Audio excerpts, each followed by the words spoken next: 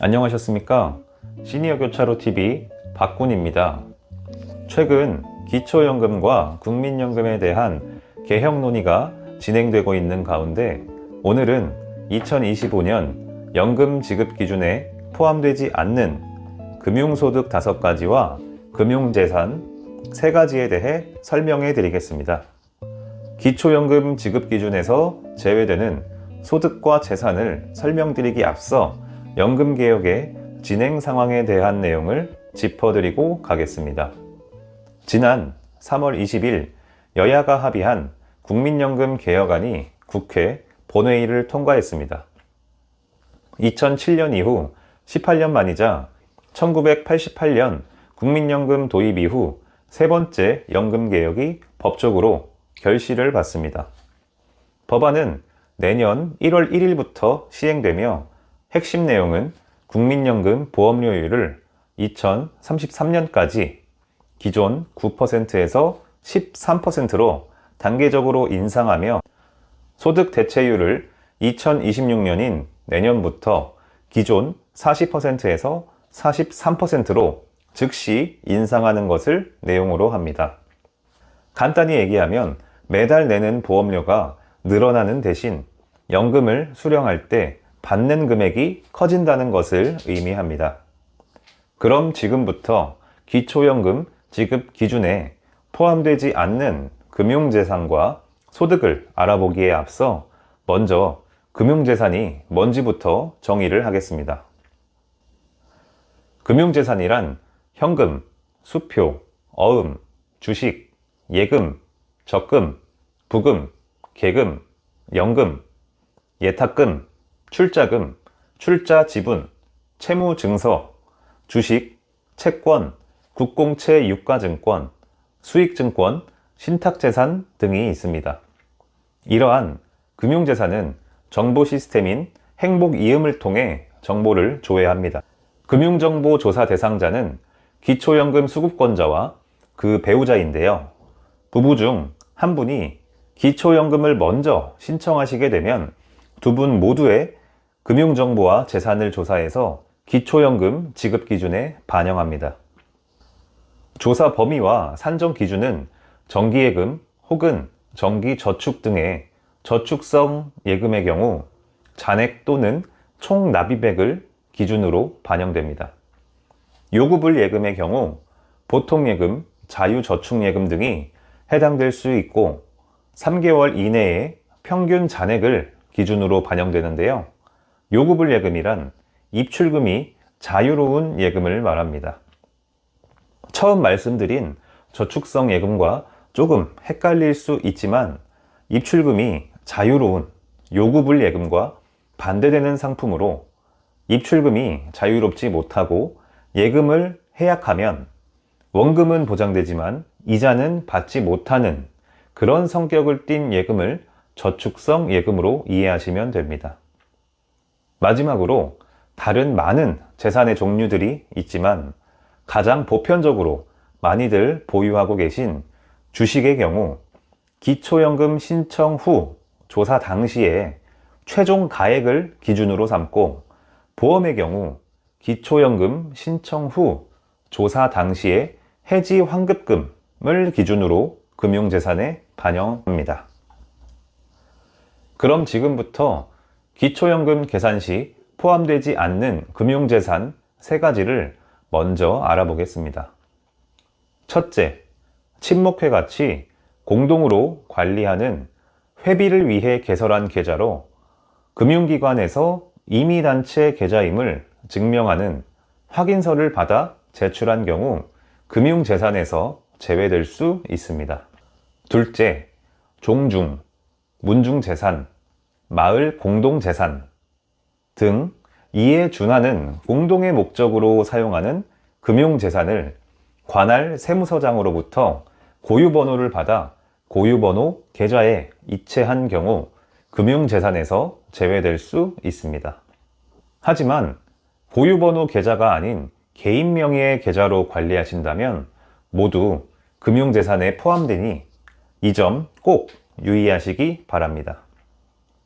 셋째, 차명계좌 혹은 도명계좌임을 증명할 수 있는 경우 금융재산에서 제외될 수 있습니다. 차명거래는 다른 사람의 동의 하에 명의를 빌려 거래하는 것이고, 도명거래는 다른 사람의 명의를 동의 없이 거래하는 것입니다. 금융실명제에 따라 금융회사의 실명 확인을 받은 경우 실명거래로 간주되기에 금융재산의 실제 소유자인지를 불문하고 계좌에 재산이 있으면 금융재산으로 봅니다. 절세 혹은 다른 어떤 이유가 있어서 본인의 명의를 빌려주는 행위를 하시는 분들이 의외로 많으신데요. 조회된 금융재산은 자금의 출처와 성격을 구분하지 않고 조회했을 당시의 금액 그대로를 기초연금에 반영하고 있습니다. 하지만 법원의 확정 판결에 의해 차명 또는 도명 계좌임을 판결받는 경우 금융재산에서 제외될 수 있습니다. 지금까지 기초연금 계산 시 반영되지 않는 금융재산 3가지에 대해 설명드렸는데요. 다음은 기초연금 계산에 반영되지 않는 금융소득을 5가지로 정리해 보겠습니다. 첫 번째 소득은 근로소득 산정에서 제외되는 산재급여입니다.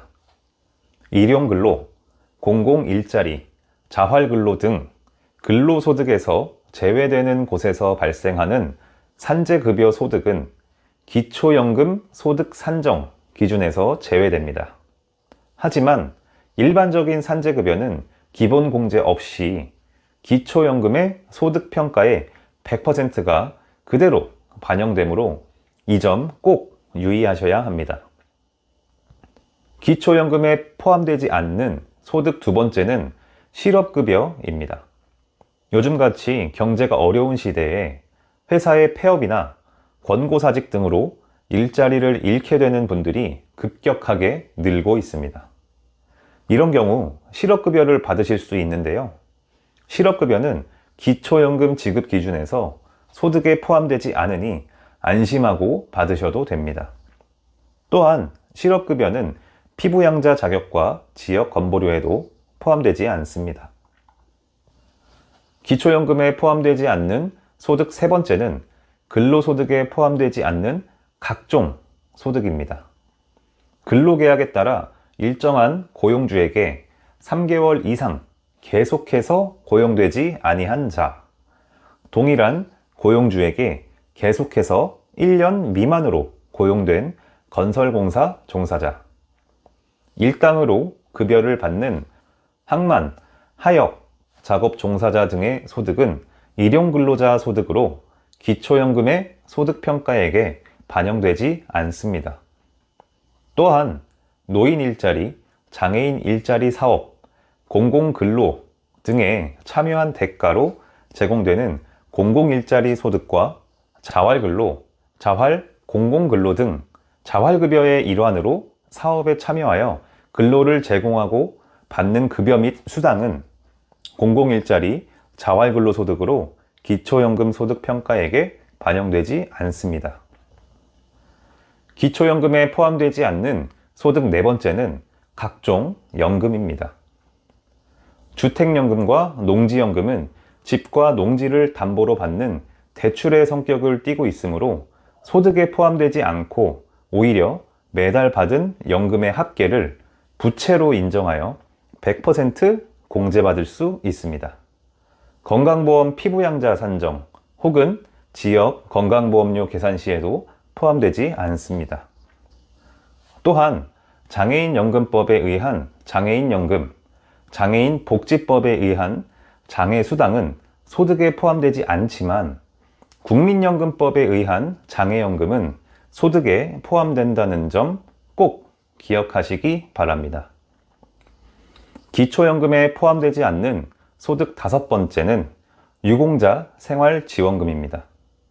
독립유공자에 관한 생활조정수당, 국가유공자에 관한 생활조정수당, 참전유공자에 관한 참전명예수당은 소득에 포함되지 않습니다.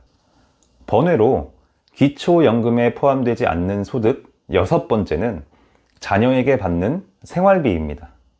생활비, 즉 용돈은 금액이 고정된 것도 아니고 받는 날짜도 고정된 것이 아니기에 소득으로 보기가 힘듭니다. 하여 기초연금 계산 시 소득에 포함되지는 않으나 생활비를 아끼고 모아서 만약 목돈이 된다면 금융소득이 아닌 금융재산에 포함될 수도 있으니 이 점 꼭 유의하시기 바랍니다.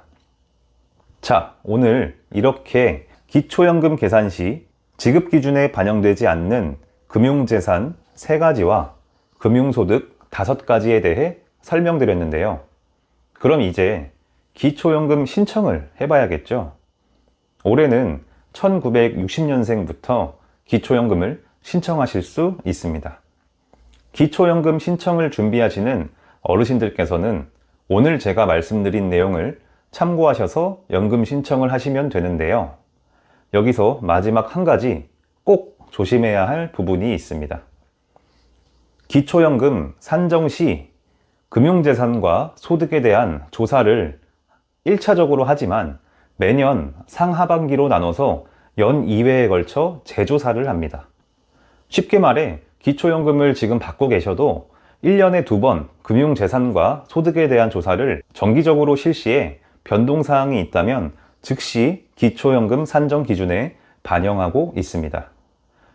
이 점 꼭 유의하셔서 재산과 소득 관리에 지속적으로 신경 쓰시길 바랍니다. 구독과 알림 설정을 해주시면 저 박군이 잊을만 할 때 한 번씩 관련 컨텐츠를 올려서 알려드릴 테니 시니어 교차로 TV 다시 한번 구독과 알림 설정 꼭 해두시길 추천드립니다. 영상을 제작하는 데 정말 큰 힘이 됩니다. 감사합니다.